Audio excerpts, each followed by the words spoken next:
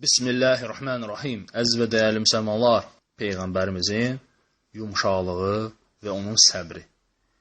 Ənəs ibn Məlik radiyallahu anh deyir ki, Peyğəmbər s.ə.v bir kimsənindir üzünə qarşı onu üzəcək şey söyləməmişdir.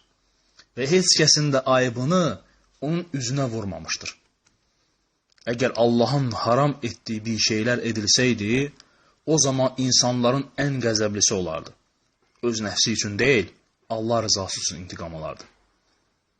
Yoldaşı Ayşə radiyallahu anh möminlərə anası deyir ki, Peyğəmbərimiz s.ə.v lazımsız bir şey söyləməz və etməzdi. Bazarda kimisə ilə münaqişə etməzdi. Ona pislik edənə pisliklə qarşılıq verməz, bağışlayar və intiqam da almazdı. Mübarək əli ilə heç kəsi döyməzdi.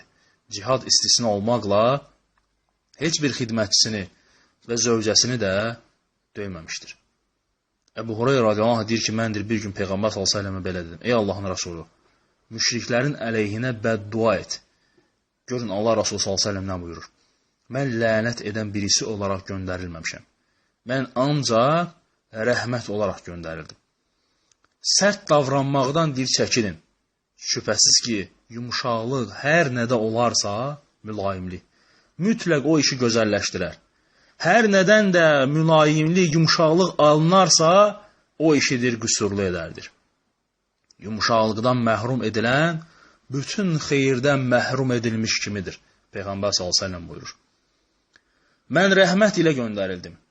İnsanlara rəhm etməyənə isə Allah subhanahu wa ta'ala rəhm etməz. Bəli, Allah Rasulü s.ə.v aləmlərə rəhmət olaraq göndərilmişdi. Bütün insanlığa, bəşəriyyətə rəhmət olaraq göndərilmişdi.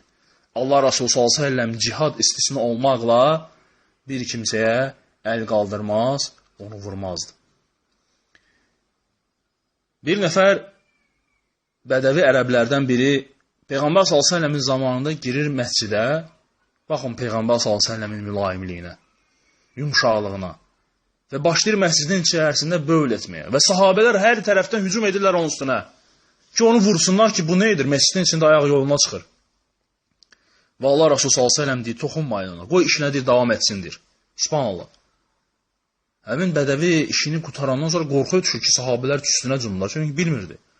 Peyğəmbər s.ə.v onun qarşısında oturur və onun gözəl bir şəkildə nəsihət edərək onu başa salır. Baxın, görün nədir? Bu məscidlər böyül etmək və çirkin işlər etmək üçündür yaradılmamışdır, tikilməmişdir. Allahı zikr etmək, namaz qılmaq, Quran üçündür, tikilmişdir. Və sonra cəmaatdan bir nəfərə bir qap su gətirməyi və bövl edilən yerə tökməyi xahiş edir. Adam suyu gətirdi və o yerə də tökür. Həmin bədəvi görün nədir? Allahım, mənə və Muhammədə mərhəmət et. Bizdən başqa heç kəsə mərhəmət etmə. Və Peyğəmbər s.ə.v ona deyir ki, cavabında, sən geniş olan bir şeyidir, daraltdındır. Yəni, Allahın mərhəmətli, rəhmətli geniş olduğu halda sən onu nə etdin? Daraltdın. Baxın, görün Peyğəmbər s.ə.v-in yumşaqlığı, mülayimliyi necə idi? Ona görə də Allah Rasulü s.ə.v buyurur ki, yumşaqlıqdan məhrum edilən bütün xeyirdən məhrum edilmişdir. Bir nəfər bir günləri Peyğəmbər s.ə.v sahabələri ilə birlikdə bir cənazədə ididir. Bu vaxt Zeyd ibn Suna adında bir yahudi gəlib, Allah Rasulü s.ə.v-dən borcunu istəyir və borcunu da çox kobud şəkildə istəyir. Və Peyğəmbər s.ə.v həmin o yahudi borc vermişdi. Lakin borcu istəməyi də gəlir tez istəyir. Peyğəmbər s.ə.v ona müəyyən vaxt təyin etmişsə qaytarmağı, ondan tez gəlir istəyir Peyğəmbər s.ə.v-dən. Və hətta gəlib ki, rəvayətlərdə əbasından tutaraq sərt şəkildə deyir, onunla davrandı deyir. Və ona deyir, baxaraq dedi ki, ey Muhammed, mənim haqqımı haçan ödəyəcəksən deyir. Ömər radiyallahu anhu deyir, bu yanındaydı Peyğəmbər s.ə.v. Qəzəbləndi. Gözləri deyir, qızardı deyir. Və ona baxaraq deyir ki, ey Allahın düşməni, sən deyir, neyinirsən deyir? Sən deyir, Peyğəmbər s.ə.v-lə necə danışırsan deyir. Vallahi deyir ki, mən əgər bilsəydin ki, Peyğəmbər s.ə.v məni qınamayacaq, səni öldürərdim deyir. Peyğəmbər s.ə.v isə Ömərə sükutla deyir, baxırdı deyir.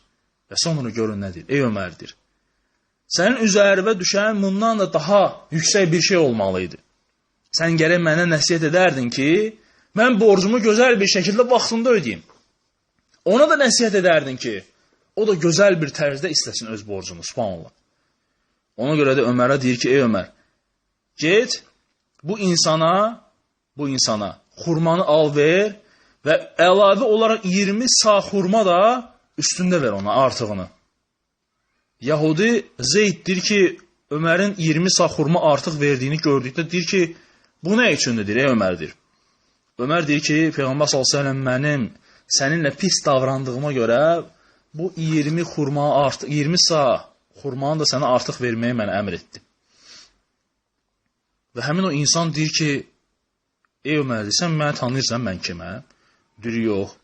Deyir ki, mən deyir, Yahudilərin rahibi olan, yəni din adamı olan Zeyd ibn Səyəmdir. Və deyir ki,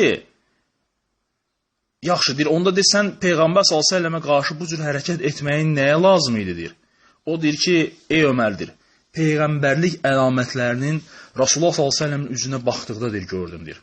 Mən onun deyir, mülayim olduğunu, insanlara qarşı sərt olmadığını, insanların cahilliklərinə qarşı səbr etdiyini deyir, eşitmişdim və bilirdim. Və bütün bunları yoxlamaq üçün deyir, etdimdir. Artıq mən şahid tuturam səni, ey Ömər. Və mən şəhadət gətirirəm ki, Allahdan başqa ibadətə layiq haqq ilah yoxdur. Və Muhammed onun qulu və rasuludur. Və səni şahid tuturam ki, malımın yarısını da Muhammed s.ə.v-in ümmətinə sədəqə olaraq deyir, verəcəmdir. Subhanallah. Və Peyğəmbər s.ə.v-in yanına gətirir onu.